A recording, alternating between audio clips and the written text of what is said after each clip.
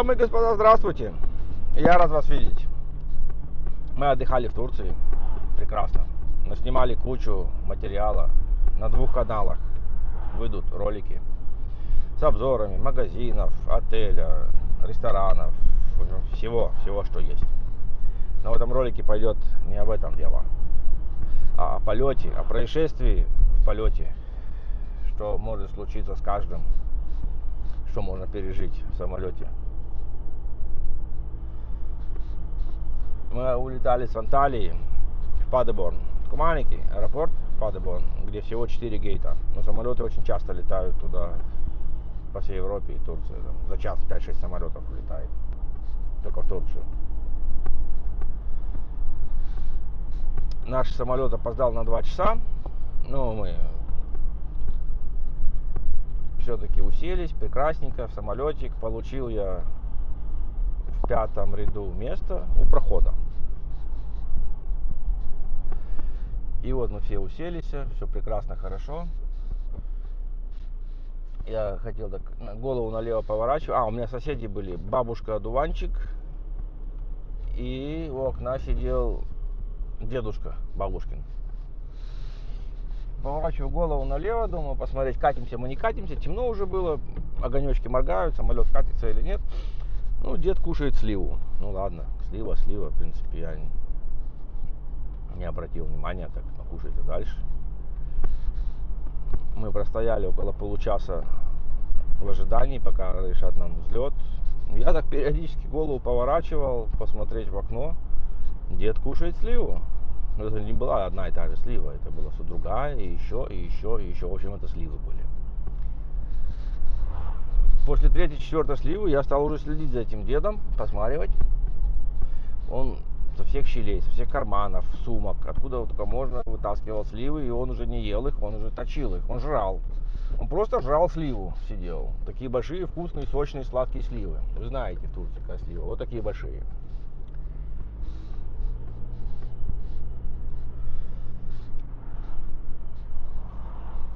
Загорелись огонечки, чтобы мы пристегнулись. Самолет взлетает. Все прекрасно, хорошо. Загорается опять дисплей, то, что можно расстегнуться. И только загорелся дисплей. В туалет вперед, туалет взад. Полно народу. Народ бежит в туалет. Я вот не понимаю, почему в аэропорту столько были, в отеле были. Вы же едете в аэропорт, вы улетаете. Не надо есть все подряд перед полетом. Пить столько, да. Только не говорите жарко, ни хрена не жарко.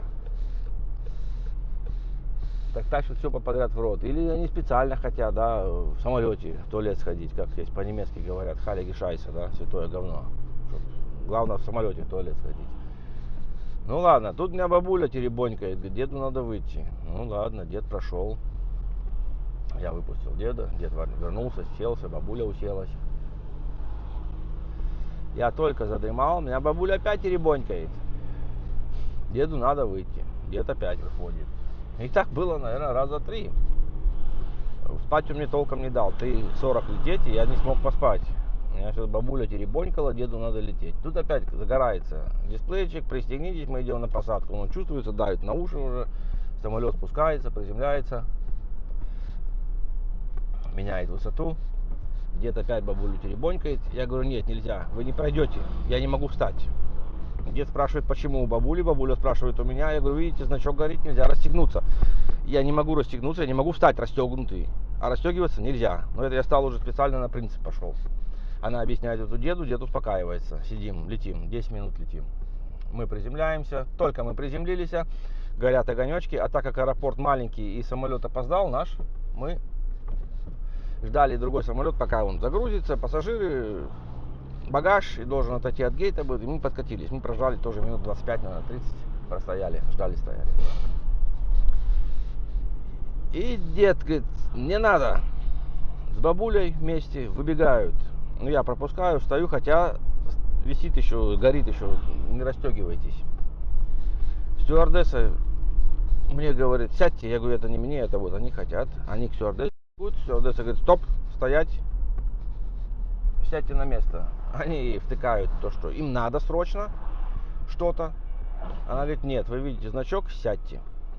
Бабуля подходит, вроде ничего, дедуля, ну я чувствую запах, стоит такой запах. В общем, дед не сдержался. И тут веселье началось все. Нам стоять еще 20 минут. А что, дедуля? Дедуля уселся, достает опять откуда-то сливу и хомячит ее. Спокойный. Ну ладно, думаю. Самолет подкатывается к гейту, мы выходим. Мы не выходим, можно выходить, значок загорается, расстегнитесь, стюардесса объявляет в самолете, можете покинуть самолет. И я вперед их, получается, встаю, достаю свою ручную кладь и жду, пока все передо мной выйдут, не пускаю их. А я вижу, то, что деду хочется, да, он бежит, он все давит, вот кукушонок, все уже, да. Ну, я думаю, ладно, вот тебе подлюка, стой там, да, и так мне спать не давал и вонял еще. В общем, сделал я свое дело. Деда последнего выпустил самого. Ну и больше его я не видел. А так как аэропорт маленький, бант, который раздает чемоданы, где ездят чемоданы, их всего 2. Ну, стою я, жду чемодан и чувствую запах. Запах этого деда, в общем. Поворачиваю голову направо, стоит дед. Нет, он не жует сливу, он жует бутерброд с сыром. Ну, я уже чуть не удержался, да, я хотел смеяться, так как бутерброд с сыром нельзя купить в аэропорту в Падеборне, когда ты прилетаешь. Там нет ничего, вообще ничего нет. Когда ты улетаешь, можно там что-то еще покушать, попить, а прилетаешь нет. И вот этот дед натырил слив, натырил бутербродов себе с отеля и все время хомячил. Но дело в том, стоит же жара, правильно, да, это все пропадает, и желудок столько сливы не выдержит за раз. Вот жадность, да, жадность человека просто. Он решил пол отеля унести с собой, да, то, что не всем, то понадкусаю, по крайней мере.